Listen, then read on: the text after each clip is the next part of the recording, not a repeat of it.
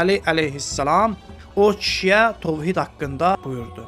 Dedi ki, ey ərəb kişi, Allahın tək olması sözünün 4 dənə mənası var. Bunlardan ikisi düzdür, ikisi isə yanlışdır.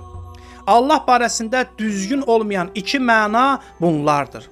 İnsan Allah təkdir deyir. Bu məna düzgün deyil. Çünki ikincisi olmayan bir şey ədəd hesab edilməz. Ədəd o zaman hesab edilər ki, onun ikincisi olsun, üçüncüsü olsun, dördüncüsü olsun. Amma Allah bu cür deyir. Məgər görmədin Allaha üçlüyün üçüncüsüdür deyən kafir oldu. İkincisi dedi ki, və yaxud da insan Allah təkdir deyir. Bununla da cinsdən olan növün təkliyini qəsd eləyir. Bu məna da batildir. Çünki bu bənzətmədir. Uca Rəbbimiz bundan uzaqdır. Yaxşı, Allah barəsində düzgün olan 2 məna hansıdır? Deyir ki, insan Allah təkdir deyir. Bununla da varlıq aləmində onun bənzərinin olmadığını qəsd eləyir. Həqiqətən bizim Rəbbimiz bu cürdür. İkincisi, Allah təkdir deyəndə həqiqətinin vahid olmağını nəzərdə tutur.